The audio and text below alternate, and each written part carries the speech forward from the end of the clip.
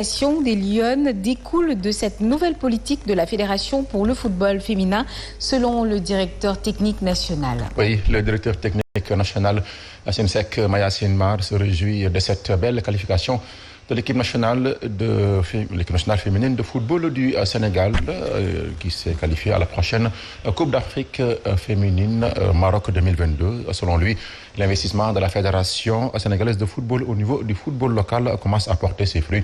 Mayacine Mar s'est aussi prononcé sur cette double confrontation entre le Sénégal et l'Égypte, comptant pour le dernier tour qualificatif de la Coupe du Monde Qatar 2022, prévu au mois de mars prochain.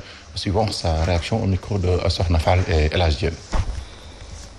Je voudrais féliciter également aussi l'équipe féminine A qui s'est qualifiée, n'est-ce pas, au Mali pour la Coupe d'Afrique.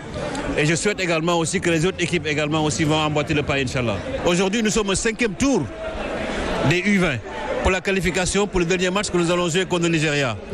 Nos U17 également aussi sont au dernier tour pour jouer la qualification également aussi contre Ghana. Ça veut dire qu'effectivement que le football féminin aujourd'hui, tout l'investissement qu'on a eu à mettre dans ce football féminin commence également aussi à se comprendre. Et vous avez peut-être vu également aussi quand même le tournoi scolaire qui est organisé, un championnat scolaire organisé à Ziguinchor et à Dakar qui va connaître également dès le mois de mars. Je pense que tout ceci pour montrer qu'effectivement qu'à ce niveau également aussi, il y a un travail qui est fait. Et on est en train de discuter, on est en train de voir, mais on est dans le match déjà. Mais pour le moment, on ne peut pas donner en fait une information officielle par rapport à ça. Mais il est clair que donc par rapport à ces deux matchs-là, on est en train de réfléchir et de se préparer.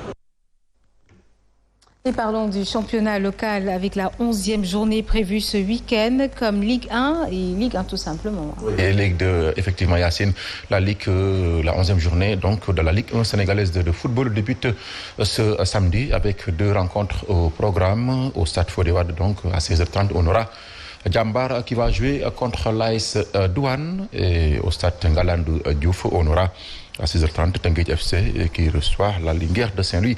La suite ce dimanche, US Gorée AS Pikine, ce sera à 6h30 au stade municipal de Mbao. La Lanterne Rouge, le Ndiambour de Louga reçoit le Casa Sport, ce sera au stade Albouri Ndiaye. Et on aura le choc Guédiawaye FC, 3e avec 18 points contre Génération Foot, leader du championnat avec le même nombre de points que les Crapes, 18 points. Ce sera à Amadou Barry. Dakar Sacré-Cœur reçoit le Jaraaf de Dakar à Alassane Djigo. Sachez que ASC les Jaraaf sanctionné de matchs perdus après les incidents ayant émaillé la fin de sa rencontre contre l'AS Pikine a interjeté appel, indique le club dans un communiqué. La commission de discipline de la Ligue professionnelle avait infligé au Jaraaf une défaite et une amende de 2 millions de francs CFA après les incidents survenus lors de cette rencontre comptant pour la 4e journée. Un match interrompu à quelques minutes de la fin après que l'arbitre a sifflé un penalty en faveur de l'AS Pikine. Sachez qu'aussi la Ligue 2 va jouer sa 11e journée qui débute ce samedi avec 4 rencontres au programme. Sonacos qui reçoit Kermadior, Dakar Université Club va jouer contre Diamono de Fatick et on aura US Ouakam contre Port Autonome de Dakar, Thiès FC contre Renaissance de Dakar. Le dimanche, Demba Diop qui reçoit Oslo FA. Niary Tally va jouer contre Amitié FC. Le leader Walidan se rend chez son dauphin. Le Stade de Mbour, ce sera le lundi. Deux équipes qui ont le même nombre de points, 22 points à chacune. Nous terminons avec la Ligue des Champions et les résultats complets des 8e de finale aller en Premier League.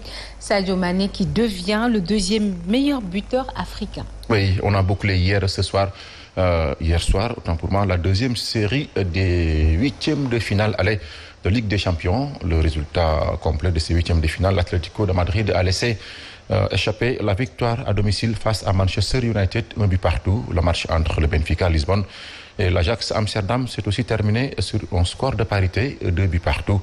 La Juventus de Turin avait fait un match nul, 1 but partout en déplacement sur le terrain de Villarreal. Chelsea à domicile a pris le meilleur sur Lille. 2-0, le Paris Saint-Germain s'était imposé contre le Real de Madrid 1-0 mardi dernier, finaliste l'an passé. Manchester City avait facilement dominé le Sporting Portugal 5-0. Liverpool avait battu l'Inter Milan sur son terrain 2-0. Le Bayern Munich a été tenu en échec par le RB Salzbourg en Premier League. Comme vous l'avez annoncé, 3 matchs en retard se sont déroulés hier soir en Premier League. Liverpool qui bat Leeds United 6-0.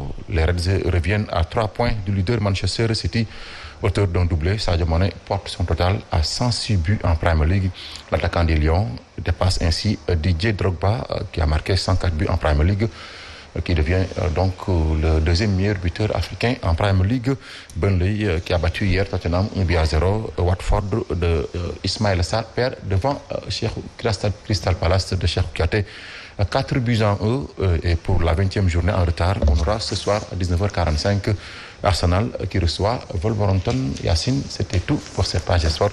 On se donne rendez-vous tout à l'heure, Inch'Allah. Ce sera pour le tour en Wolof avec Mme Ndiaye. Merci beaucoup, Papa Tamboup. Alors, il est 7h, passé de 21 minutes et nous passons directement à la revue de presse de Fabrice Nguema.